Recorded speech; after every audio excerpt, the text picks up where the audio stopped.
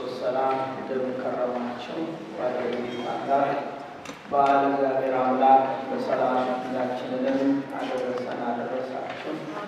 አናበዛባችሁም። ዛሬ ቅዳሴያችንን ቅዱስ አትናቴዎስ ስለሆነ ረዘም ያለ ቅዳሴ ነው የምንቀድሰው። ዛሬ እንግዲህ በዓላችን ደብረ ዘይት ይባላል።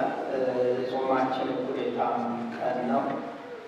ደብረ ዘይት የተባለበት ምክንያት ቀደም በወንጌል እንደሰማችሁት መድኃኒታችን ኢየሱስ ክርስቶስ በደብረ ዘይት ነገረ ምጽአቱን ለሐዋርያት የነገረበት ቀን ነው።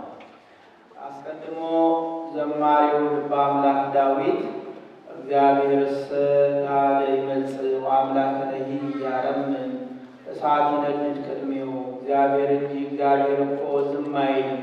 ዝም ይላል ብላችሁ ከገመታችሁ እግዚአብሔር ዝም አይልም፣ ይመጣል፣ እሳትም በፊቱ ይነዳል፣ ፍጥረትም በፊቱ ይቆም ዘንድ አይቻለውም ብሎ በዝማሬው እንደተናገረ እግዚአብሔር በክብር ይህንን ዓለም ለማሳለፍ ይመጣል።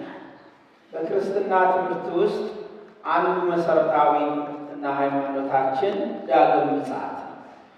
ብዙ ሰዎች በዚህ ዘመን የዳግም ምጽአትን ነገር ልብ ያሉት አይመስሉም። ብዙዎች አንቀላፍተናል።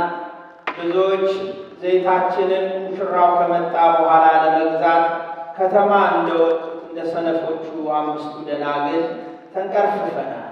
ብዙዎቻችን ምጽአት አለ ብለን ስለማናምንም በዘላለማዊ ሕይወት ጉዳይ ላይ ያለን ዝግጅት እጅግ ደካማ ነው።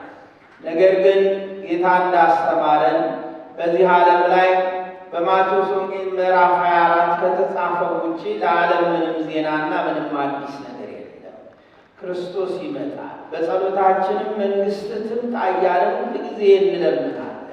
የክርስቶስ መንግሥት ስትመጣ ፍትሑ የተስተካከለ፣ ዳኝነቱ የሰመረ፣ ደግሞም ርት ያለ፣ የበደሉትን በዘላለም እሳት የሚያቃጥል፣ በምሕረትና በንስሐ በይቅርታ የኖሩትን ደግሞ በዘላለም ዕረፍት የሚያኖር፣ እግዚአብሔርን ያከበሩትን እናንተ አባቴ ቡሩካን ብሎ በምሕረትና በፍቅር ቃል የሚጠራበት፣ እግዚአብሔርን ላላወቁት ደግሞ እናንተ ርጉማን ከዚህ ወግዱ፣ ለሰይጣንና ለሰራዊቱ በተዘጋጀ በዘላለም እሳት በዚያ ተቃጠሉ ብሎ ፍርድን ሊሰጥ ክርስቶስ ይመጣል።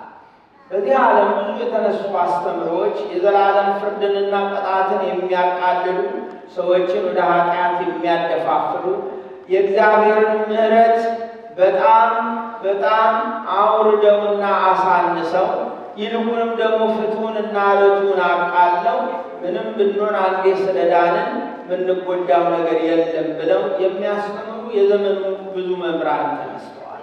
ለዚህ ነው ጌታ እወቁባቸው፣ እንዳያሰቷችሁ ተጠንቀቁ፣ ብዙዎች በስሜ ይመጣሉና ብሎ እንዲህ አይነት የሐሰት ትምህርት የሚያስተምሩትን እንድንጠነቀቅባቸው የነገረ። ስለዚህ በደብረ ዘይት በኋላ እንማረዋለን። ጌታ ዘሩባቤል የሠራውን ቤተ መቅደስ ከማለዳው ፀሐይ አንጸባራቂ ጋር ውበቱን ባዩ ጊዜ ደቀ መዛሙርቱ አየው ጌታ ሆይ የመቅደስ እንዴት እንደሚያምር አሉት። ነገር ግን ጌታ ድንጋይ በድንጋይ ላይ ሳይፈርስ አይቀርም፣ ይህንን ወቁ አላቸው። መቼ ይሆናል ብለው በጠየቁት ጊዜ ምልክቱን የነገረበት ቀን ነው። ደብረ ዘይት ማለት የወይራ ዛፍ የበዛበት ተራራ ማለት ነው። ማውንት ኦሊቭ ብላችሁ እናንተ የምትጠሩት ነው። በኢየሩሳሌም ቢታንያ አጠገብ ያለ ጌታ ነገረ ምጽአቱን ያስተማረበት ቦታ ነው። ጾማችንን እኩል አድርሰናል። ባሳለፍን ጾም ውስጥ ምን ሰራን? ምን አደረግን? እንዴት ከእግዚአብሔር ጋር ተገናኘን? ነፍሳችን ለእግዚአብሔር ሐሳብና እውነት ተገዛች ወይ? ቀሪውን ጊዜ ደግሞ የጾም ጊዜ ሳያበልጠን እንዴት አድርገን የንስሐ ሕይወት፣ የመባረክ ሕይወት፣ የመመለስ ሕይወትን እናድርግ ብለን ራሳችንን ልናዘጋጅ ይገባናል። ይቆየን። ስሙ ለዘላለም የተመሰገነ ይሁን።